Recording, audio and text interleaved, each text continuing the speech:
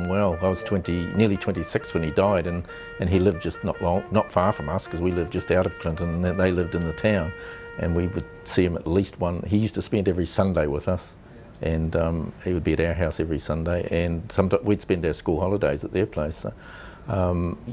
So we spent a lot of time with him, but never mentioned the war. Only time he ever mentioned the war was about being in the military camp at Trentham, which he enjoyed, really liked that. About being in Egypt and saying he didn't like the Egyptians much, but and he also mentioned being in France and going to church there once, at a Catholic church. I remember him talking about that, and also getting a pig for Christmas one year. But apart from that, nothing else is ever mentioned about the war. He didn't actually want us to be involved in war things. He didn't recommend it. And my father didn't like it either, so we didn't go. But he did take us once, and we seen him march once. When he was old, he used to sit there and he'd close his eyes tight like that. And that must have been to block it out, I'd say. Oh, he's very kind. He was really good to us. We were his everything. Because he only had my mother. She was the only living child they had. They had more than one child, but my mother was the only living one. And we were the only grandchildren. There was 6 of us. What we wanted, we got. They were very kind grandparents. Yeah, we were very fortunate to have grandparents like that. Yeah. And he lived a lot longer than she did, so he was alive another 10 years after her. And he went to live with my parents eventually. So I always thought he was in the Wellington Regiment. I was always thought that, but apparently he was in the Otago Regiment. He lived at Cecil Peak Station. Yeah, that's where he went to the war from, was Cecil Peak Station at Queenstown. And that's where he met my grandmother. She had come to New Zealand with her sister when she was 17. She came to New Zealand, and with a younger sister who was 15.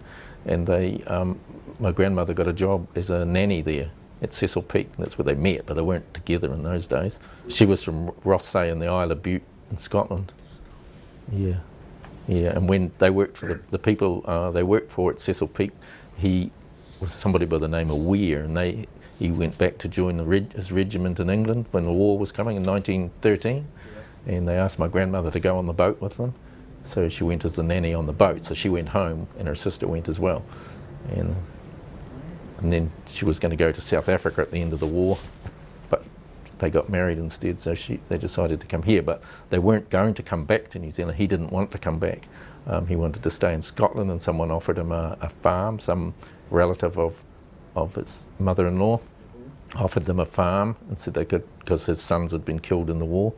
And he said, oh, you take over my farm because I've got no one. But anyway, my grandmother in the end said, no, we're going to New Zealand. So that's why they were so late coming back, because they didn't come back till well into 1919. From Clinton there was lots, yeah. There was lots of First War soldiers there. By the time he died, there was only 2 left in the RSA though, 2 more. He was the 3rd last one to die.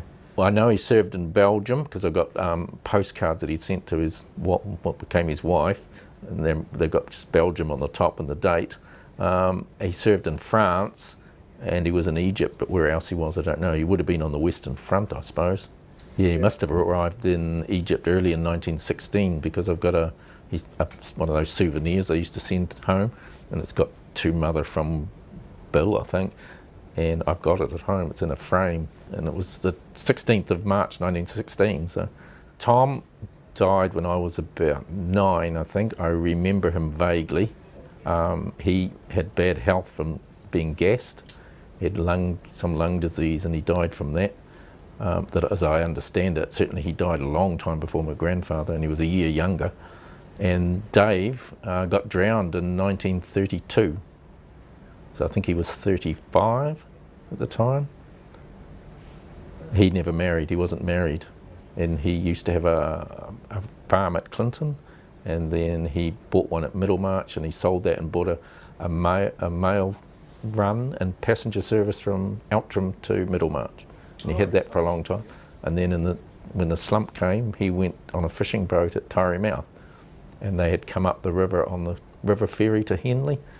And they went to the Henley pub, and when they came out at night, he came out before the others, and he must have fallen overboard. Nobody knew he was missing till the next day, and he was drowned.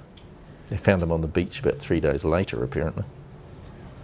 But his mother was very upset about it. couldn't find them. When the house was sold, he couldn't find them. He thinks someone stole them. He reckons someone came in and took them.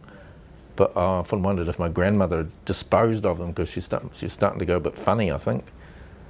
But whether she might have sold them or got rid of them, I don't know. But certainly years later, he could not find them. And he says that he had them in the house, but they weren't in the house when he sold it. We hunted everywhere for them. I've got it, in fact, somewhere at home. I've got his old army helmet, the tin one.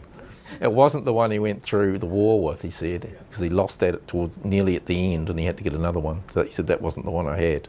He told us that wasn't the one he had.